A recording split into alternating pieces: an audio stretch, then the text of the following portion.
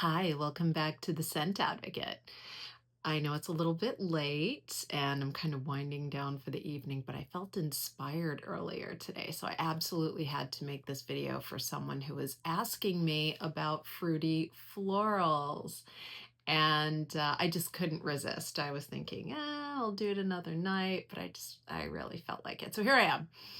And if you are up late or if it's early morning when you're watching, whenever, I drink coffee all day, every day. So if that's you, grab your cup of coffee and let's jump right in.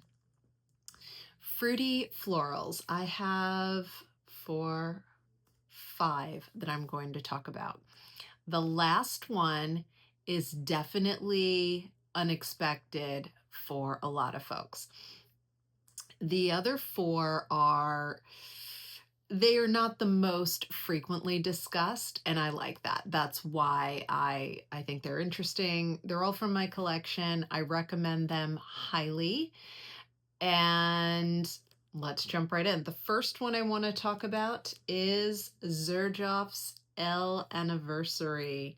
Look at this bottle, will you? Oh my goodness. So it's pink and it's got gold speckles all over. And this is like a mother of pearl inlay here. And of course, the bottle is, the top is like a metal,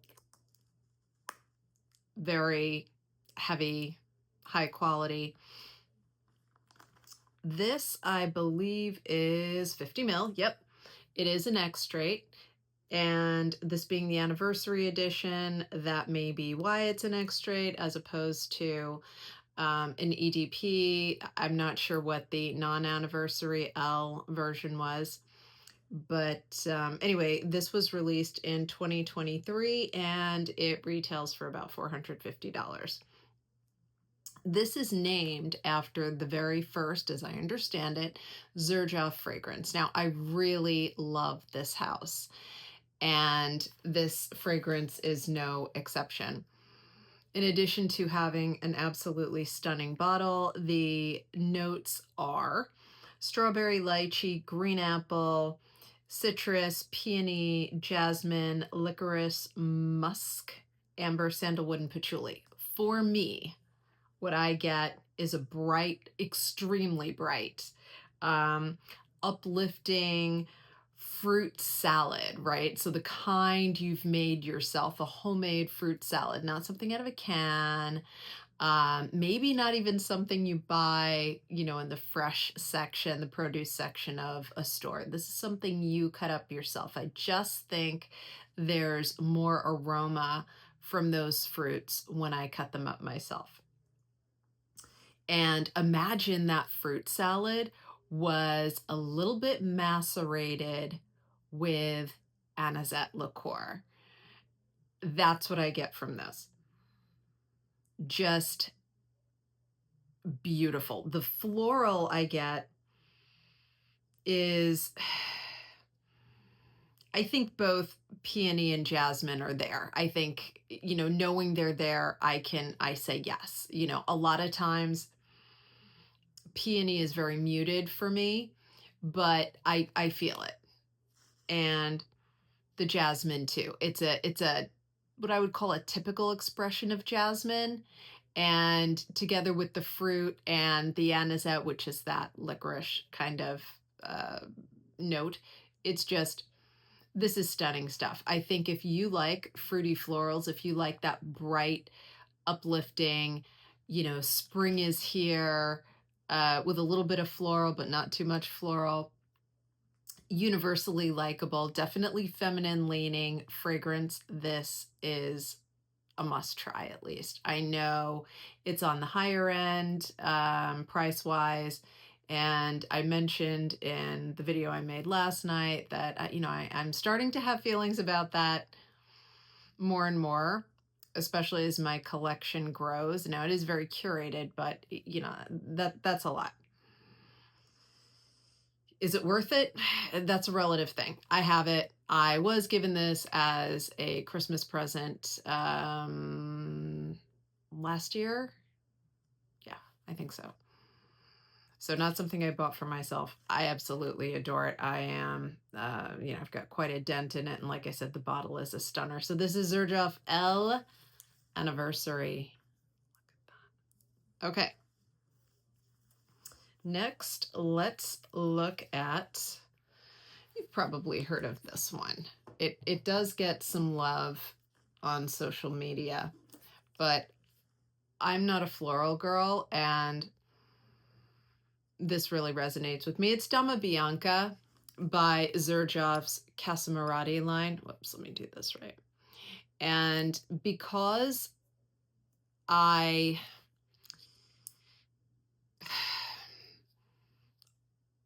because I'm not certain that this is substantially distinguishable from another fragrance I'm going to talk about, I got a small bottle. So this is 30 mil, $130 approximately. For this, it is a 2012 release, and I believe it's an EDP. I am pretty sure it is. Yes, EDP. So this fragrance, officially, the notes are citrus, purple flowers, so think violet, lilac, iris, white flowers. It's got lily of the valley, jasmine, vanilla, musk, ambrette, sandalwood, and cedar. I do not get ambrette from this. I'm very sensitive to ambrette, and I really enjoy it. I don't get ambrette in this. I definitely get more of a traditional white musk. So I get strong green apple, tempered, that sharp, crisp, almost zippy, tangy feeling you get from like a Granny Smith apple. That's kind of tempered by the powdery feel of the purple florals. And the lilac stands out for me quite a bit in this. I get the sandalwood, the florals, beyond the purple. I get a little bit of like a spring tulip in this. There's something about this that's reminiscent of, the beginning of the warmer weather. You go to the grocery store and they have the fresh tulips. I'm always going for those, right? They brighten up the house. I love them. It's fun, right? You have to you have to get them, and you put them in water before you take them out of the paper, right? Otherwise they're just going to droop over and they look really sad, which I think most of the time they do eventually anyway, but like not at first. If you keep them in the paper, that's a trick, by the way, if you don't know that. You get these beautiful tulips, you got to put them in water.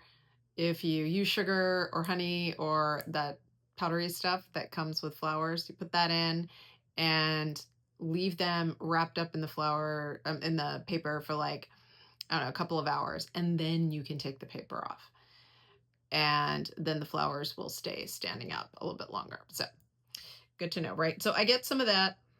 It's very alive, very fresh, very feminine, like Elle, not unisex. This is feminine.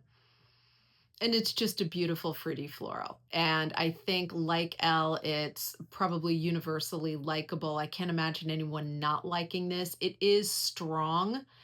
I would say stronger than Elle. So you're going to want to use with caution. The other thing about this is it presents differently on my skin than it does on paper. Not substantially different, but different enough. And that's part of why I got the smaller bottle. So, okay. And I'll talk more about this in a minute because I don't want to give away the next one just yet. This is Dama Bianca by Zerjoff, Casamorati line. Moving on, we've got, let's see. Let's do Liqueur d'Osmanthus by Degrhaal. And I might have mentioned this recently because it is a more recent purchase for me. And this fragrance is a 2024 release. It is 50 ml. and it's an EDP for about $165. You know, the bottle for both the Dama Bianca and the Elle the bottles are very pretty. This is pretty basic, and you've heard me say this before if you follow me. I will take a basic bottle any day over something that has a toy on it or something like that. You know, like I hate those, okay? I love the fragrances in some of them, but I hate the bottles. They just annoy the heck out of me. This one is pretty plain, pretty nondescript. It fits in, no worries, I'll take it. So the notes in this are lemon, Divana, which is kind of like, it's an herb, but it's got a sweetness to it, like almost like a vanilla. Cognac, quince, osmanthus,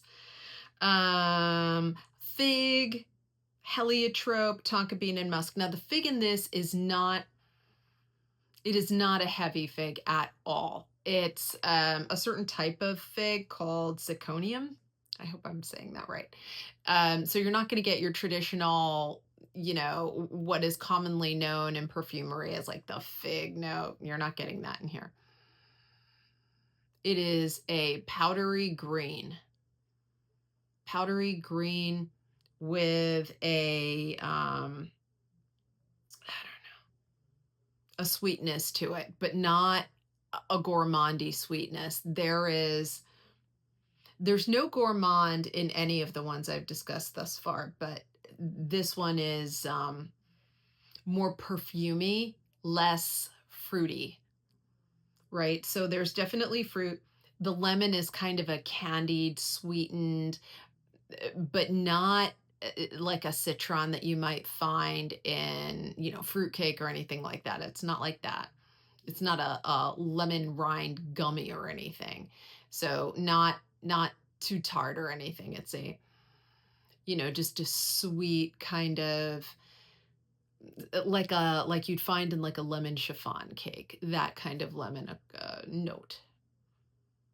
And the osmanthus and heliotrope give the fragrance that beautiful, billowy, powdery, you know, very comforting, almost cashmere sweater like feeling, perfect for, you know, a crisp autumn morning, or better still, a cool spring evening. So I get a powdery fluty floral. I'm not going to edit this out either. I get a powdery fruity floral. Sweet, innocent, but grown up at the same time, sophisticated. It shows your soft side. It makes me feel like I'm showing my soft side, even when I have to be not so soft, like at work. There are times when, you know, you kind of need to, I don't know, present or you know, speak with authority on something, whatever it is you're doing that requires an air of formality. But wearing something like this keeps me grounded in my femininity, and I really like that. Absolutely beautiful. Liqueur d'Osmanthus by Degrhaal. Okay, moving on to item number 4. Now, this is the one I was referring to when I was talking about Dama Bianca. This is Nobile 1942 La Danza delle Lubellule. Let's just call it La Danza for short. I believe it means the dance of the dragonflies, but I'm not positive. If you know for sure, definitely put it in the comments below. Yeah, okay. So let's compare the two, because I found them different enough to have both, but I don't remember doing a side by side. And I knew there were similarities. Yeah. The Leanza is more tart, more juicy. Yeah. Than Dama Bianca. Dama Bianca is a little more creamy, if that's, I guess so. Dama Bianca. Do we have sandalwood in Dama Bianca? We do. There we go. It's a creamy sandalwood. versus the more pronounced, sharper, wetter Danza. Okay, and when I put them side by side, yeah, there's definitely distinction enough that I recall now that I do not regret the purchase of either one. And I did get Danza first. Danza was it just blew me away, and it still does. It is apple, citruses, cinnamon, cocoa, vanilla, musk, and cedar.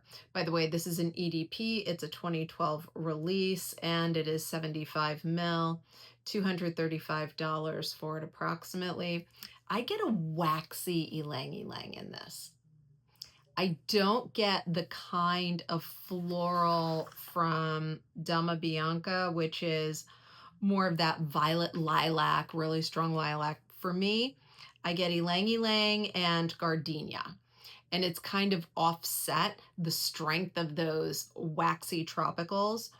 They're offset by the powdery cocoa, which is not strong in this.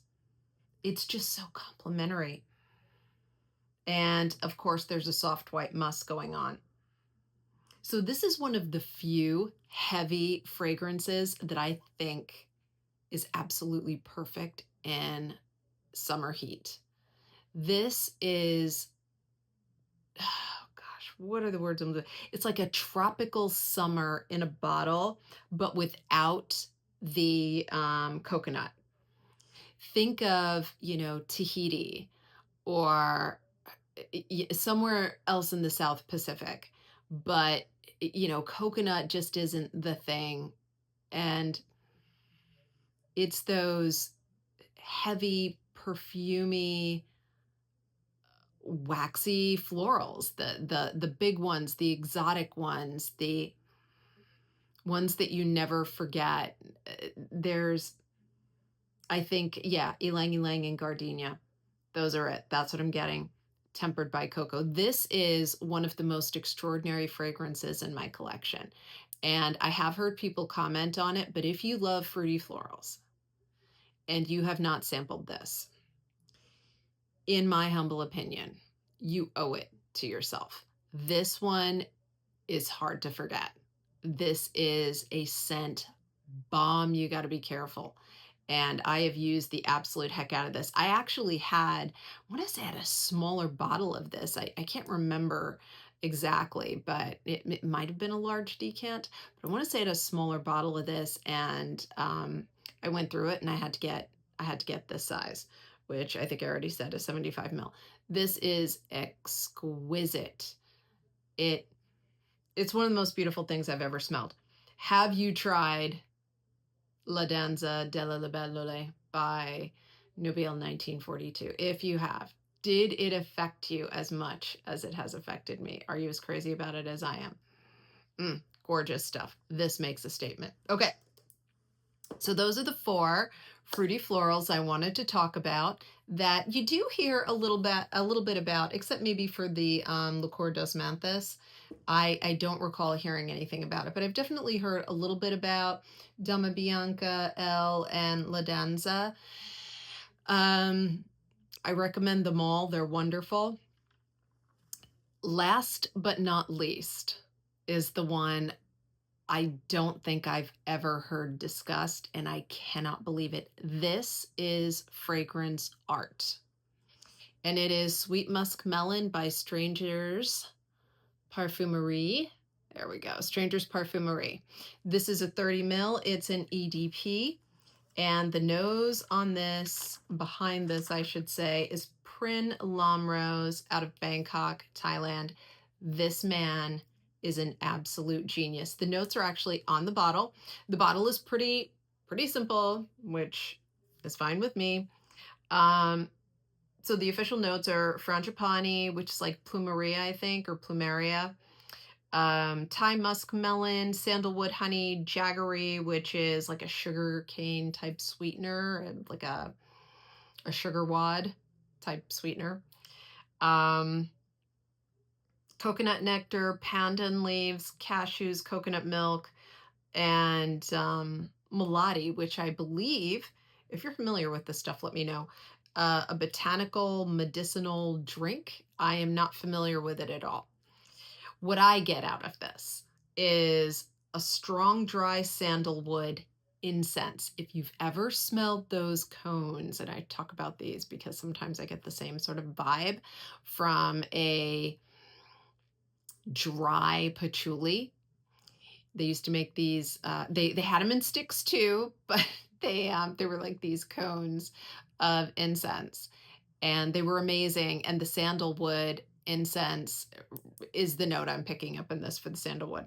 I get cantaloupe, gardenia, toasted creamy cashews, warm cooked rice. This is an exotic smoky warmth you get from this fragrance. It's lush, it's rich, it's sultry, and it's filling. It's sticky.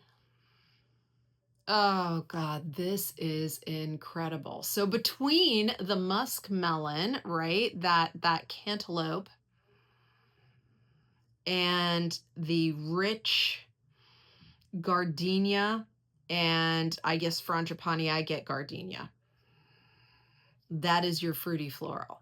And the coconut milk is not the kind of coconut that you get from, suntan lotion sort of thing.